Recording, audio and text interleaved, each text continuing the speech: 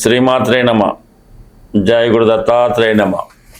ఈ వీడియోలో మనం కన్యా రాశి వారికి 2026 నూతన సంవత్సర ఫలితాలు తెలుసుకునే ప్రయత్నం చేద్దాం. మరి 2026 సంవత్సరంలో కన్యా రాశి వారికి ప్రధాన గ్రహాలైనటువంటి రాహు, కేతు, గురువు, శని స్థితి ఆధారంగా వారు ముందుగా వారి యొక్క కెరీర్ని ప్లాన్ చేసుకోవడానికి ముందుగా మనం చెప్పడం జరుగుతుంది. ఇక్కడ కన్యా రాశి వారికి మొదటిగా 6వ స్థానంలో రాహుగ్రహం. ఇది చాలా అనుకూలమైనటువంటి గ్రహస్థితి ఈ రాశి వారికి. అంటే 6వ స్థానంలో ఎవరికన్నా రాహు ఉంటే వారితో ఎవరు శత్రుత్వం పెట్టుకున్నా వారికే నష్టం కలుగుతూ ఉంటుంది. వీరు ఎదుటివారు ఎంత ఇబ్బంది పెట్టినా చివరికి అంతిమ విజయం ఈ కన్యా రాశి వారికి ఈ 6వ స్థానం వల్ల విజయం లభిస్తూ ఉంటుంది. ఇది ఒక విధంగా విజయస్థానం కాబట్టి మరి సహజంగా సింహరాశిలో సహజంగా మరి కుంభరాశిలో ఉన్నటువంటి రాహుగ్రహం శని ఏ విధంగా 6వ స్థానంలో ఉంటాడో ఆ ఫలితాన్ని ఈ కన్యా రాశి వారికి ఇవ్వడం జరుగుతుంది. అంటే 6 ఉద్యోగ పరిస్థితులు. అంటే రాహు యొక్క కారకత్వాలు అంటే software, cinema, railway, photography, camera, మాయ, మోసం, ఇటువంటి వాటిలన్నిటికీ రాహు కారణం అవుతూ ఉంటాడు.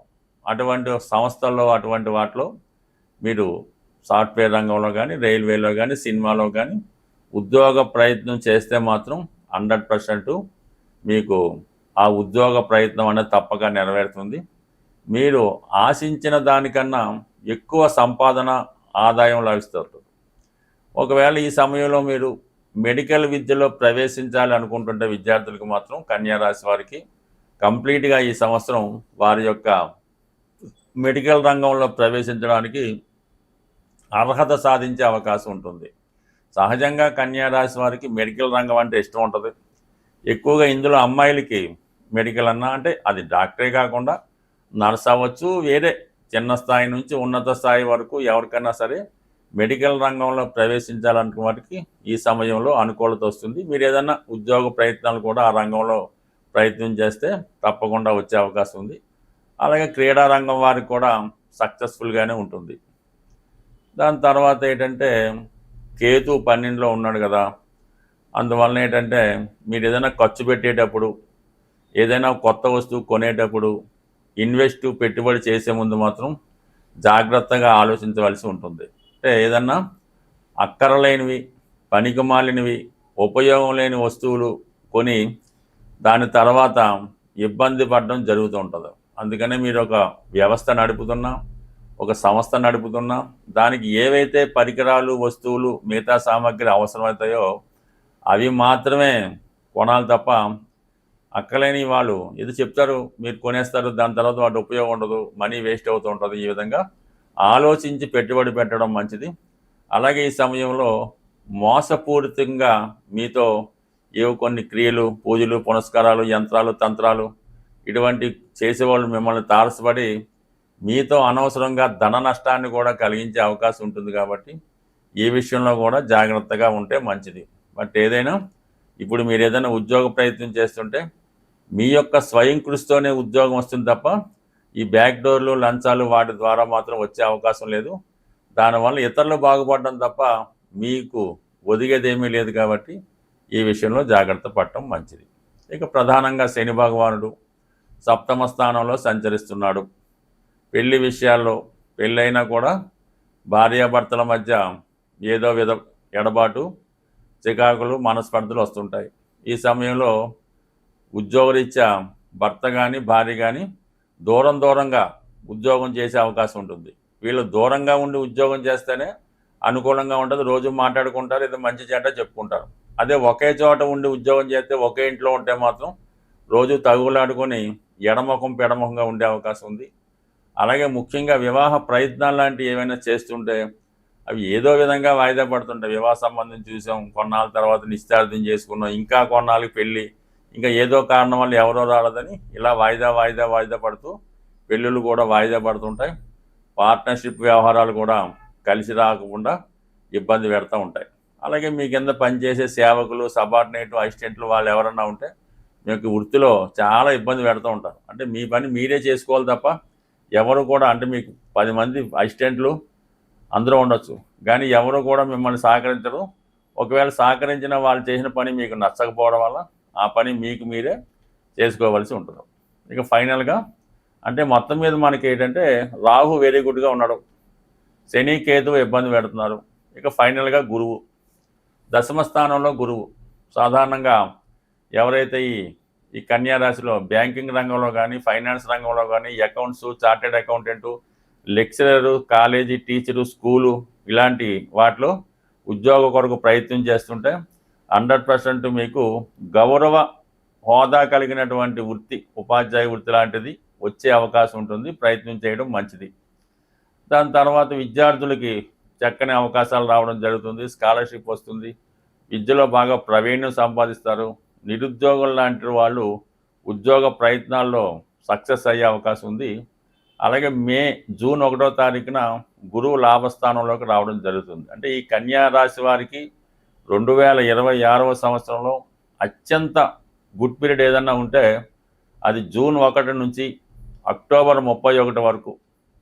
ఈ మధ్యకాలంలో గురువు లాభస్థానంలో ఉండడం వల్ల ఫస్ట్ ఏంటంటే స్థిరాస్తి ఏదన్నా సంపాదించుకుంటారు.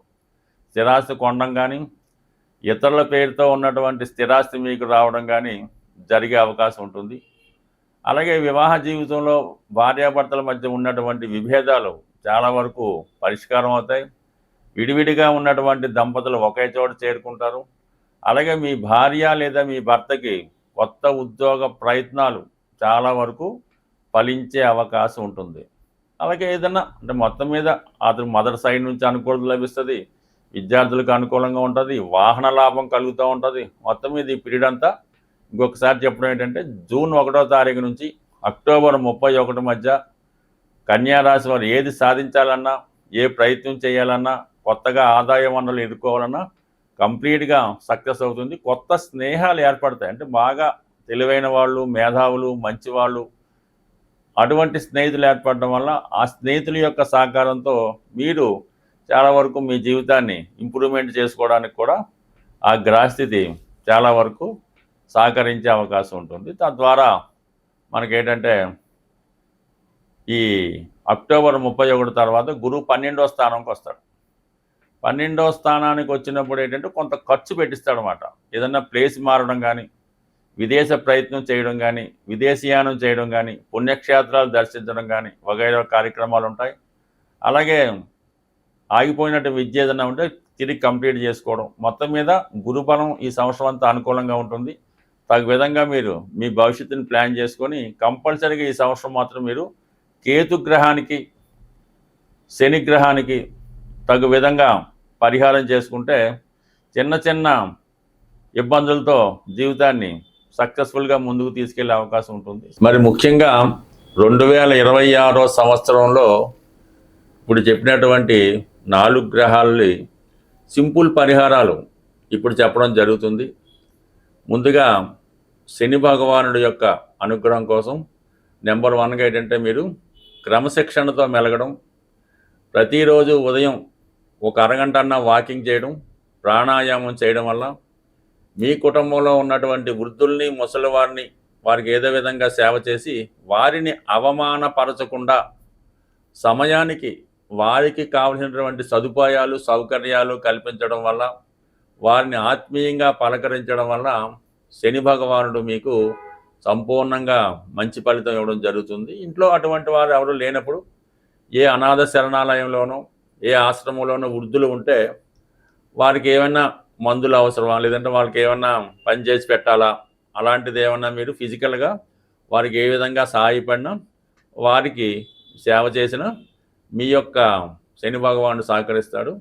ఇంకా మీకు అవకాశం ఉంటే ఈ చలికాలంలో ఎవరైతే రోడ్ సైడ్ అది వృద్ధులు, అసమర్థులు, రోగిష్టి వారు ఉంటారో వాళ్ళకి ఒక మంచి రగ్గు, దుప్పటి లాంటిది దానం చేయడం వల్ల శనిగ్రహ అనుగ్రహం పొందుతారు. ఇది శని భగవానుడికి. ఇక రాహుగ్రహం అనుగ్రహం పొందాలంటే మీరు ఎక్కువగా కాలభైరవుణ్ణి ఆరాధించవలసి ఉంటుంది. బట్ ఎవరైతే వక్ర మార్గంలో అక్రమ మార్గంలో వెళ్తూ ఉంటారో వాళ్ళని మంచి మార్గంలో పెట్టే ప్రయత్నం చేయాలి. అంటే మీరు కూడా ఏదంటే రాహు ఎప్పుడైతే మనిషి జీవితంలో యాక్టివేట్ అవుతాడంటే వాడికి ఏమైనా వ్యసనం బలహీనత ఉన్నప్పుడు రాహు విజృంభించి మరింత వ్యసనపడుగా మారుస్తుంటాడు.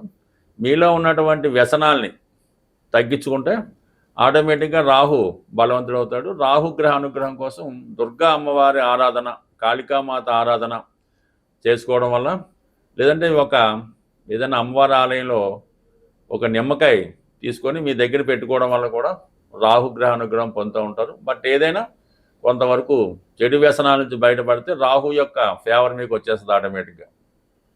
ఇక కేతు అన్నది ఆధ్యాత్మిక రంగంలో ఉన్న వాళ్ళకి ఆటోమేటిక్గా కేతు సహకరిస్తాడు. నిరాశగా ఏదన్నా ఎవరన్నా బాగా ఇబ్బందుల్లో ఉంటే వాళ్ళకి ఏదో ఒక ధైర్యం చెప్తే చాలు మీరు, అంటే కౌన్సిలింగ్ అవ్వాలన్నమాట. ఆ కౌన్సిలింగ్ అవ్వడం వల్ల కేతు యాక్టివేట్ అవ్వడం జరుగుతూ ఉంటుంది. లేదంటే బుధవారం రోజు కానీ మంగళవారం రోజు కానీ వినాయకుడిని గరికతో అర్చన చేయడం వల్ల, సంకటనాశన గణేష్ స్తోత్రం చదవడం వల్ల, అలాగే ఏదైనా సాధువులకి అలాగే బ్రహ్మచారులకి ఇండ్లు పట్టకుండా తిరుగుతున్న వారికి కావాల్సినటువంటి కాషాయ వస్త్రాలు కానీ ఏదన్నా వారికి భోజనం కానీ పెట్టడం వల్ల కేతువు సహకరించే అవకాశం ఉంటుంది. విఘ్నేశ్వరుడు ఆరాధనతో కేతువు సంతృప్తి చెందే అవకాశం ఉన్నది. అలాగే మీ దగ్గర ఈ పోక చెక్కని ఉంటుంటాయి, అంటే తమలపాకులు కిల్లీలో వాడే పోక చెక్క మీ దగ్గర పెట్టుకోవడం వల్ల కానీ, డ్రై ఫ్రూట్స్ పంచిపెట్టడం వల్ల కానీ కేతువు మీకు సహకరిస్తాడు.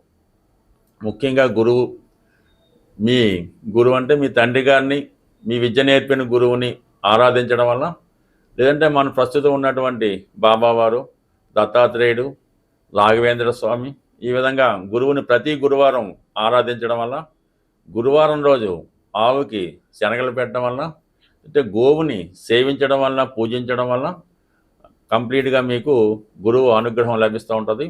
స్త్రీలైతే వారు చేస్తున్నటువంటి స్నానం చేసినప్పుడు వేడి నీళ్ళలో కొద్దిగా పసుపు పెట్టుకొని స్నానం చేయడం వల్ల, ఎక్కువ పసుపు వాడటం వల్ల కూడా గురుగ్రహ అనుగ్రహం స్త్రీలకి కలిగి సౌభాగ్య యోగాన్ని, తొందరగా వివాహం జరిగే అవకాశం ఉంటుంది. స్వస్తి.